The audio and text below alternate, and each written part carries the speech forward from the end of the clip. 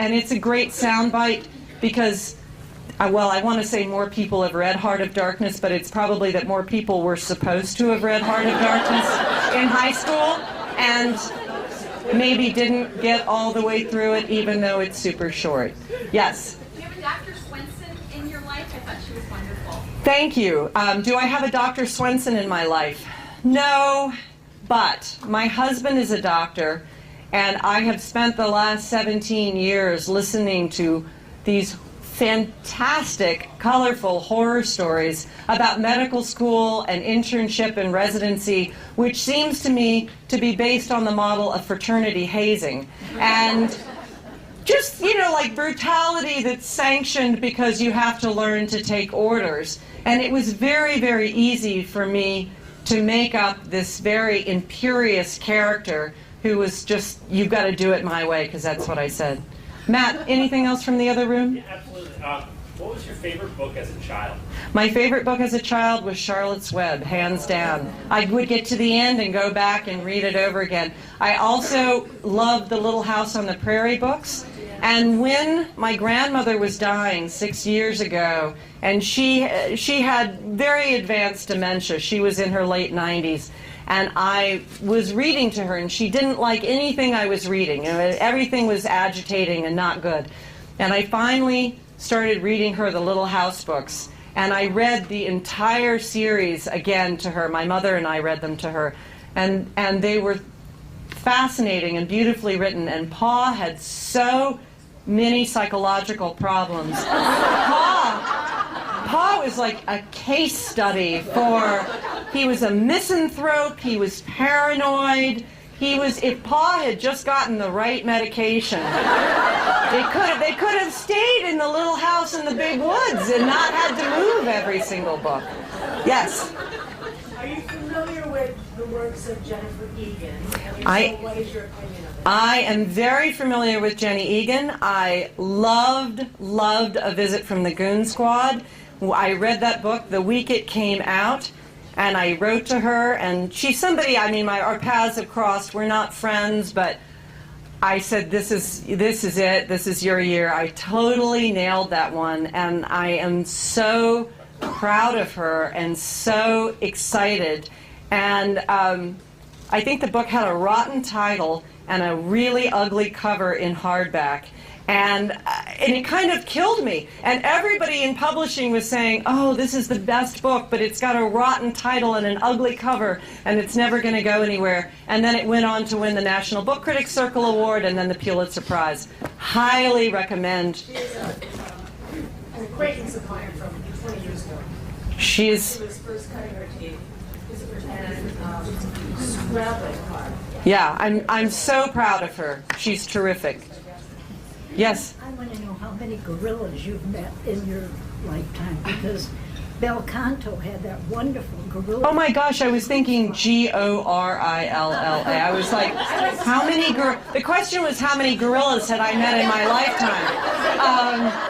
But I was spelling it incorrectly in my head. I have met no gorillas. But I had never met an opera singer, and I never had met an ethnobotanist, and I never met a pharmacologist. But you know what? That's an important point to make. I make things up for a living, and that is my job. I am a professional imaginer, and in the same way, if I was a ballerina and I, did a grand jeté across the stage, and you would say, how did you do that? You do that by doing it over and over and over again and practicing. So people say, oh, you must play the piano, you must have had shingles, you must have been kidnapped, you must have been... And it's really important, because you don't have to have an experience to understand it and to write about it. And I think that in that sense, fiction writing is an empathetic act, and fiction reading is also an empathetic act. You are putting yourself into someone else's skin and staying there as a way of learning about their life, which I think is psychologically a very healthy thing. Something Pa should have done as well. Yes? I feel like in many of your books, the ending sort of goes in a completely different direction than anyone was expecting. And I'm just wondering how that happens as you're writing it. sort of change your medication at that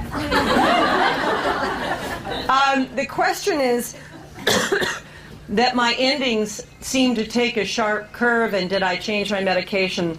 But no, honestly, because I plot my whole book before I start, I always know exactly where I'm going. And the ending that you see in the book is the ending that I know that I'm heading towards from page 1. I really, really like an ending in the books that I write, in the books that I read, that sort of bring things together. But I also want to set you as a reader going forward into the story. I need to end a book at the point at which you have enough information and imagination to go forward with these people. So I want to propel the reader out of the story and into the lives of these imaginary characters. That's my goal, sometimes more successful than others. Yes? Before I ask the question I was going to ask, I want to say that I adored the ending of this because it immediately brought to mind the beginning of this book and made me want to read it all over. Oh, that's good. She liked the ending because it brought her full circle back to the beginning. Yeah. But I wanted to ask you first about the fact that you set 2 books in South America. Yes. And I'm trying to think of other people other than Lily Turk who aren't of Spanish origin who are writing. Everybody else seems to be writing books of this type of nature that are set in Africa or Asia or Europe. What has made you decide 2 books in South America? The question is, why have I set 2 books in South America? And it really was a coincidence. Bel Canto in South America because it was based on a real story. And this book in South America because I needed a setting that had malaria. Malaria plays a big role in the story. And I also needed some place that had the potential for a kind of medical magic. So when I looked at my globe and looked at all of the places with malaria, the place that seemed most logical for a development of a secondary drug was the Amazon. And I had this moment that I thought, oh, everybody's going to think I'm in a rut or cashing in. And then I thought, God, it's 2 different countries. It's an entire continent. It can hold up under the weight of 2 Ann Patchett novels. So I thought, A-okay. Matt, anything from the second room? Trying to be fair here. Yeah, absolutely. Is it true that you have purchased a home in our area? Is it true that I purchased a home in your area? No, but I'd like to. Yeah, if anybody's got something that they, yeah, some hands are going up. That's right. Yeah. I have not read your book yet, but I heard that the fertility, women's older, being able to have babies plays a role in that. Yes. How much was that a part of your thinking as you began this novel? Did that just happen later on? Yeah, the question is, how much of a role did the fact that this tribe, the Lakashi, could have children to the end of their life and interest in fertility play a role? Actually, when I wrote it, at first I was just trying to come up with a drug that would be very profitable. What could an American pharmaceutical company just live or die to get their hands on that would make them a fortune? And I thought a drug that would make you effortlessly thin, a drug that would make you effortlessly young. My favorite option, a drug that would give you really thick, fantastic hair, or everlasting fertility. And of those, well, that had the greatest possibility for imagination and for a story. And it's interesting because it's kind of becoming, as it's becoming The Female Heart of Darkness, it's a book about everlasting fertility for women. And that's fine because it's a great thing to talk about. And it is, I don't have any answers in this book, but it is something that in our country we kind of keep pushing the envelope, pushing the envelope. I was interviewed a couple of weeks ago by a woman in Wales who was a beautiful actress in her 40s, and she said, all my friends are freezing their eggs. I'm going to freeze my eggs because I'm not ready to make that decision. You know, and that people are putting off their choices, which to me is a choice in itself, but it kind of keeps getting bumped back and bumped back. So this is a book that says, oh, it's bumped back forever. And how does that feel? And that's an interesting thing to talk about. I don't have children. I never wanted to have children. when I was in middle school, I knew I didn't want to have children. It was a great gift of my life, because not knowing, being certain on that question is a great gift. But I have had to endure a lifetime of people coming up to me and saying, you're going to really want to have a baby, you don't know it now, just you wait, you're going to really want one, better have one now when you don't want one, because later on you're going to wish you had. So, I mean, I have that sort of exhaustion to draw on of a lifetime of this conversation. And suddenly I'm like the spokesperson for it. It's okay. You know, children are fabulous. I love children. I'm so glad you had children. But it's really fun to not have them, too. So we can all exist in happy balance. Yes. You sent our group here in Harbor Springs who's working to build a library a wonderful essay about trends with national libraries. Yes. And we always have that house for you, too. Oh, thank you. But would you want to talk about trends with fiction and books in libraries? Okay. The question is Harbor Springs building a beautiful library, and they had been in touch with me. Support your bookstore, man. Support your library. And I am on the board of my library in Nashville.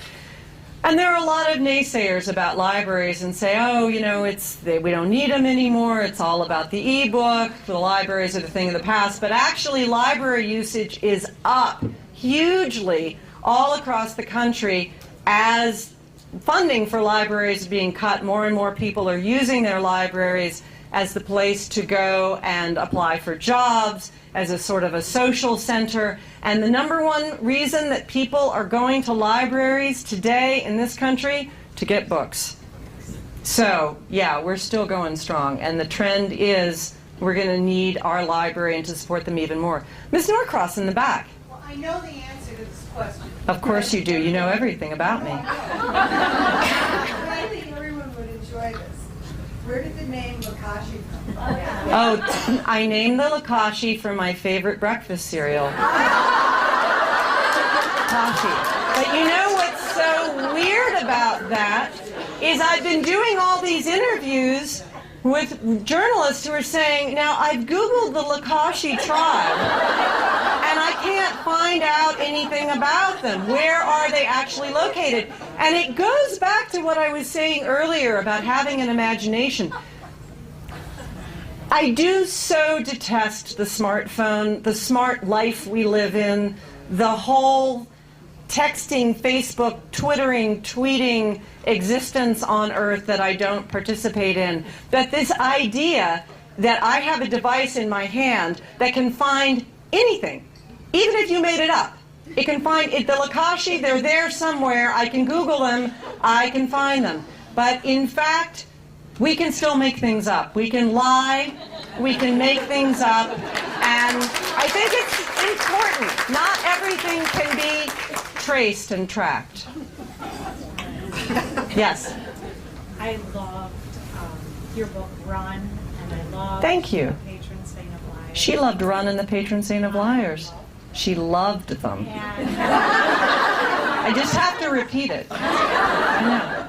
My question for you is about the whole concept of, I'm trying to think of how to say this, family as not blood. That's not the way to say it. No, that is the way to say it. Families, and my own family is that way, so I wanted to ask her that. She wanted to ask me a question about the whole notion of family not being blood. And if I was in analysis, which I am not, it would be very easy to say, okay, my parents got divorced and they married people who had children and I had step-siblings and, you know, we had that sort of mixed, blended family in many, many, many different levels throughout my life. So, okay, that's part of it, you know, in an autobiographical sense. In a deeper sense, you know the way girls in middle school and high school are, and they say, Jenny's my best friend, she's my sister.